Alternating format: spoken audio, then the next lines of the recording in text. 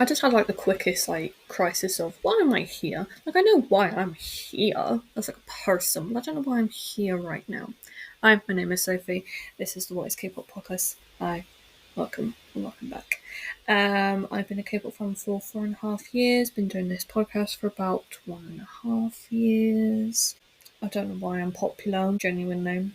I'm just sort of kind of here existing in the liminal space that is the internet. Yeah, how about we don't have the existentials right now? And like back to the crisis of why am I here? So I'm here in general because my parents wanted a second child, but I'm here in this room because I don't go anywhere. That like was a lot more existential than I was like meaning it to be, but it is true. Like I if you're curious, I don't actually work. This is like basically all of what I do. Like I was actually talking to my dad about this. Just like we were just talking casually, and I happened to mention that like I was bored, so I like tried to clean um the microwave that my grandparents had. It was god awful. And that just made me even more bored. And I kind of realised that I do podcasts and I do college courses and I do like random stuff because I don't actually have that much to do like outside of like all of this. So that was like the quickest confidence crisis of confidence I think I've had in a very long time. So I believe I have done S.E.S, like the actual group itself, like talking about the members. So if you don't know who S.E.S are, it's a three-member South Korean girl group, well, girl group trio, technically, under SM, consisting of Bada, also known as C, Eugene, and Shu, so obviously S.E.S. And they debuted on the 1st of November 1997, probably before a lot of us were born. And they are the first group to debut under SM, and the group disbanded in December of 2002 after Bada and Eugene's contract expired, but Shu decided to stay with SM, and that they actually returned in October of 2016 for their like 20th anniversary since debut, and they like spent pretty much the tail end of 2016, most of 2017, kind of being like, yeah, we're SES, we've been around for like 20 years, and I hope that in 2027, which literally is in like a year and a half's time, that they come back and they're able to do something again. If they want to, obviously, it would have been like 30 years, and that's like a very, very long time to like still want to sing the songs that you did in like the 90s, you know? So yeah, just quickly running down the members. We have Bada slash C. Che Sung Hee, she was the leader. I didn't think they had a leader. Leader, main vocalist, and main dancer, born 28th of February 1980, making her Pisces, and she's Korean. She's from Wandu-gun in Jeonnam, South Korea. She Oh my god, I love this but I love this. Like I just read it and I remembered it because I was curious about what it meant when it said from its name. She was on Idol School. And there is this moment in Idol School which is so strangely funny that like every time I watch it I'm just like I just cackle. Obviously like Bada is like reviewing or like just watching a contestant sing and stuff and like giving her a review and stuff. And she just moves the girl's hair out of her way so she can read her name tag. And I just thought it was so funny to me. I don't know why, but it was just so good. And I literally was on the floor cackling. And my parents come through and they're like, Sophie, you okay? And I'm like, just laughing at the TV screen, and she just moves the piece of hair, and I don't know why it's so funny to me, but it is. Yeah. That's the sort of stuff I find funny, by the way. I have a very strange sense of humour. Next one we have is Eugene. Kim Eugene. She is main vocalist, lead rapper, visual, and face of the group. Born on the 30th of March 1981, making her Pisces, and she's also Korean. She was born in Seoul but moved to Guam when she was 4 years old and returned to Korea when she was in high school. Oh yeah, all three of them have kids. By the way, I should say that Bada has one daughter who was born in 2020, and Eugene, she has two daughters. One of them featuring on the Return of Superman. She's called Rohi, and the other daughter is called Lauren. And lastly, we have Shu, or Kunnim Itsushu, or Yu Young. She was main rapper, lead dancer, sub-vocalist, and maknae. Born on the 28th even of October 1981, making her Scorpio and Korean. Wouldn't she be Korean Japanese? I was like, that took me a second. I was like, she was born in Yokohama in Kamaga Prefecture of Japan. Okay, so her father's Korean and mother's Japanese, so Korean Japanese, okay. And she is fluent in Japanese and stayed with SM until 2006, and has a son called Yu and I believe twin daughters. It's just two daughters called Ryu and Rahi.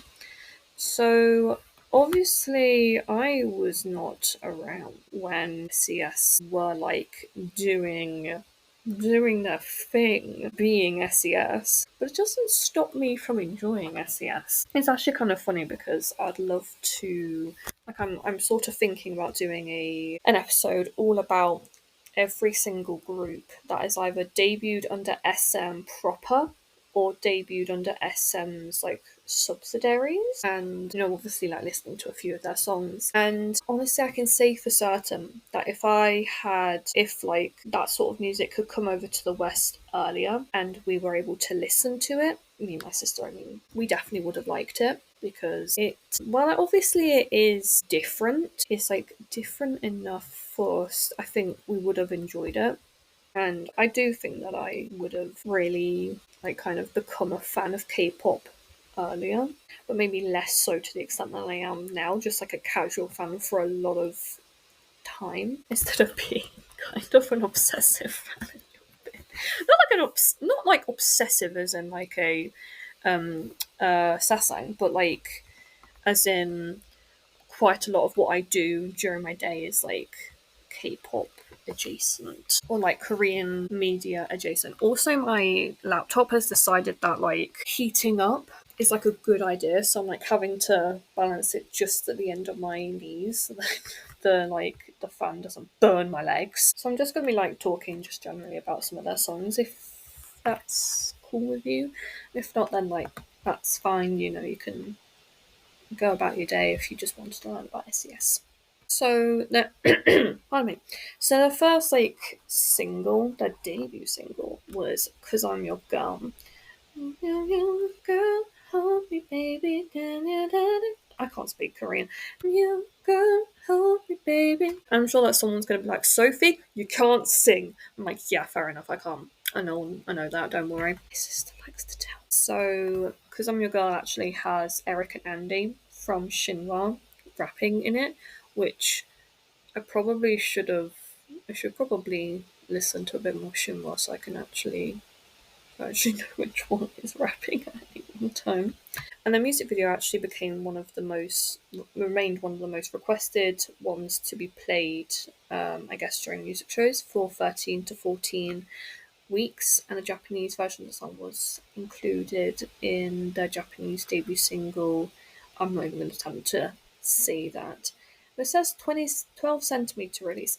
I'm going to be honest, I don't actually really know what that means in terms of musical CD production thing, but I guess it's good. I don't know. And a remix version of the song was featuring Japanese rapper Creva.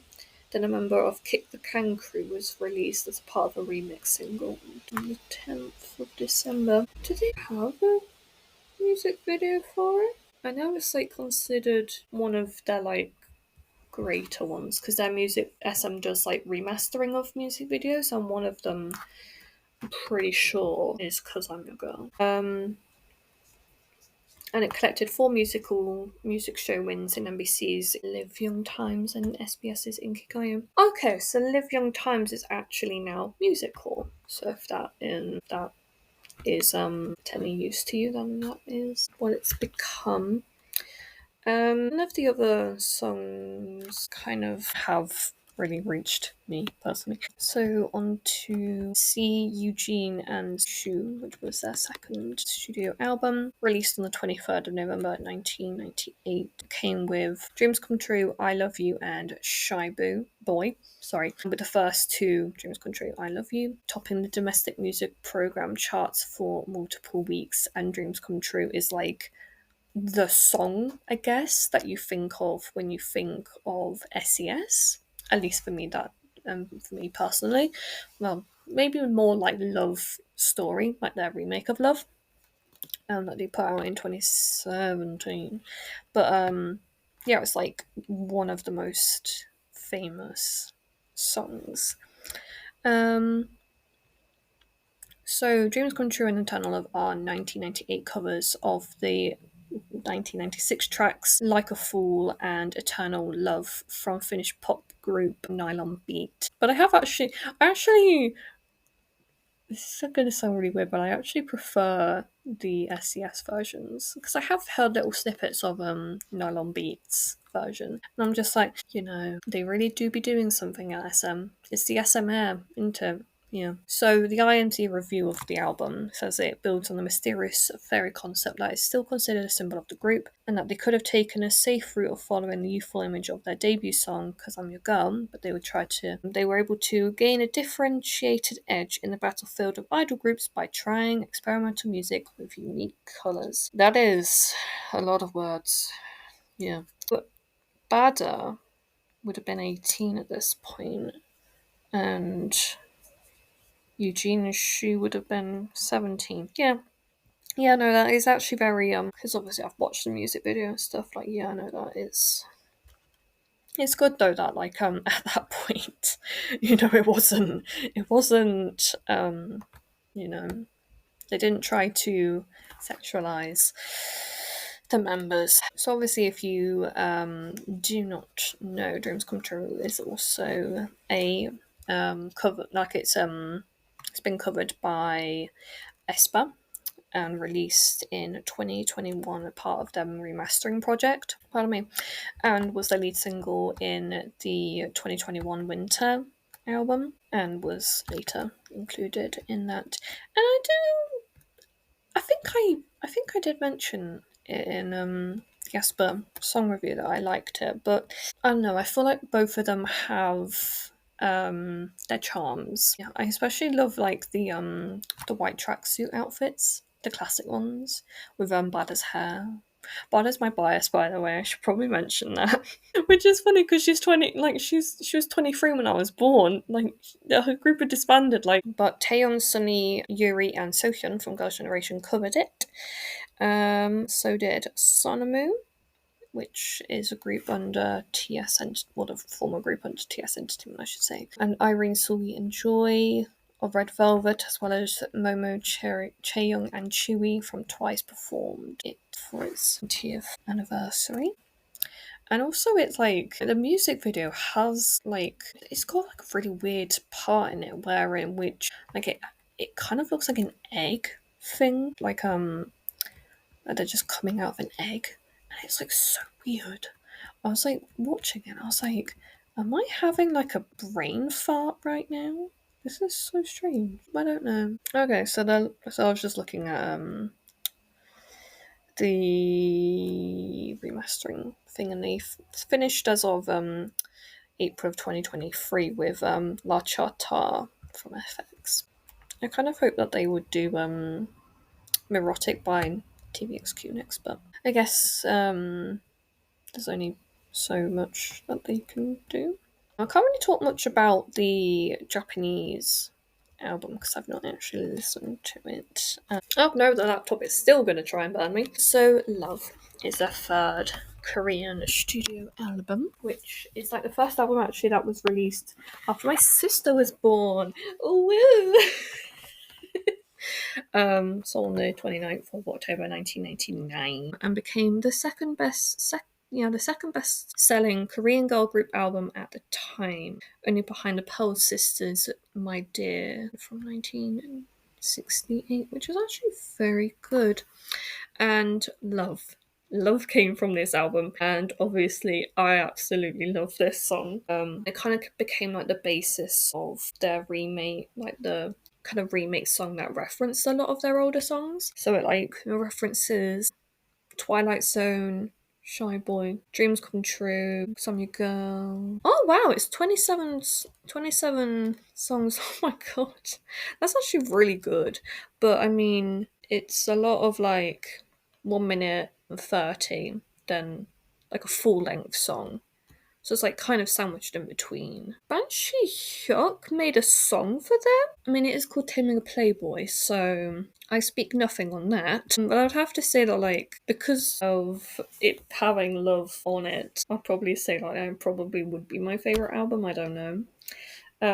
But I think their debut album, because it's so like classically 90s, like the cover obviously being like orange and like bubbles on it with S.E.S on, like the word S.E.S is just being so cool. Like I did like that. Wow, that is very early 2000s. The third studio album, Ever Be Wonderful. Oh my god.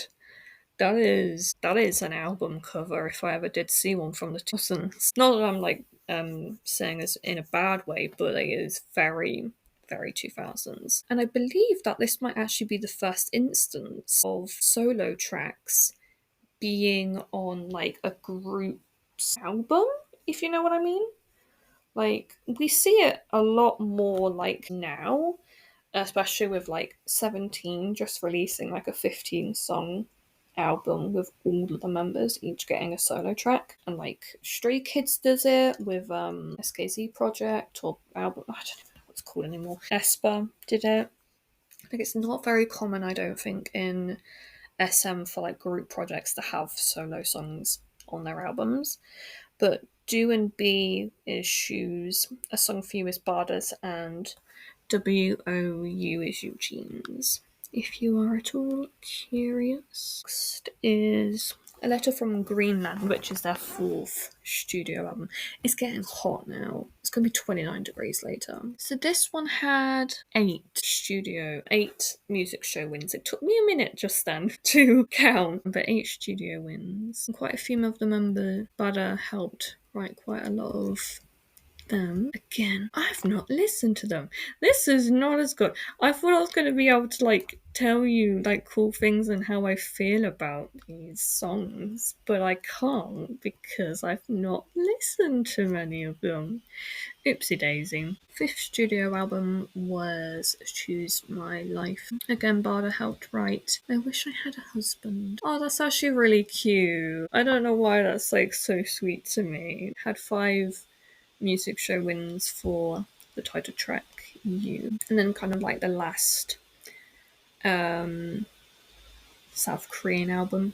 Like obviously there have been other albums. I've just been kind of clicking through and trying to find something I can talk about. Friend is like the compilation album that they released at kind of like the end of S.E.S, unfortunately, before going inactive, and that they disbanded in 2003. And they also released Beautiful Songs. It was released only in Japan under Avex track. And then we come to the beauty that is Remember. Oh, I love this album. I went on like a little investigation the other day actually, and I was trying to find an album.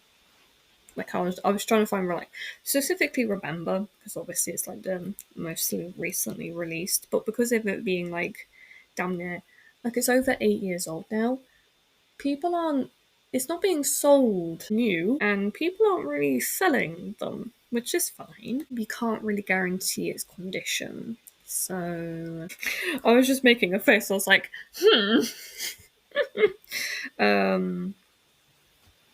yeah. So obviously all the 3 members pursued solo careers. In 2007 they reunited for their 10th anniversary, and they have like in between 2007 and 2017 they did kind of reunite occasionally. And like in 2014, minus Eugene who was pregnant, they performed a couple of their songs with Sohyun filling in, which I thought was actually really nice. A lot of people kicked off about this, but I think Bardo obviously being the leader, she like was like, yeah, Sokyun, you can do it, you know, like you are probably the best fit for it. And I'm sure Eugene was also like, yeah, yeah, cool, cool, cool. But thankfully, I can talk a little bit more about this, hopefully. So, Love Story was kind of like their main single, as it obviously was like changed a little bit from the original Love, added a little bit more of a reunion flair to it, referenced a lot of their previous songs. Then Remember came out, and it was like so sweet because it's like, do you remember like the special ness of us? Like, do you remember us? And it's like, well, of course, you're S.E.S. Like, who could forget you? It's like when Jackson Wang went came back after like several years off doing whatever his stuff, and everyone and he was like, do people remember me? And I'm like, yeah, you're Jackson Wang from China. Like, we're not going to forget you, you know, so calm yourself. No, I personally think that CS, like, they are definitely, like, one of those groups that deserve their flowers. Most definitely. And they have gotten their flowers, but they deserve more flowers. And I really hope that, like, more people, more, like, newer K pop fans actually know who these groups are, like S.E.S, Finkel, HOT, Xinhua. I've forgotten the other name. So Taiji and Boys, probably. Big Bang, Shiny. So we're getting a little bit more recent. Isak and Gion. Remember those? Fly to the Sky. Those people. Black Beat. They were also under SM. Milk. They were under a subsidiary of SM. 4 Minute kind of Wonder Girls. Miss A. Like, please remember those songs, remember these people. They are often actually the reason why K pop idols these days are becoming idols. And as much as I understand as like a newer K pop fan, you want to, like, I know from my own experience, you kind of want to be like, no, like these newer groups, they're releasing more stuff, but like they wouldn't be around without their older groups. So yeah, do feel free to give them their flowers. But thank you as always for listening, and I'll talk to you guys again very, very soon. Bye.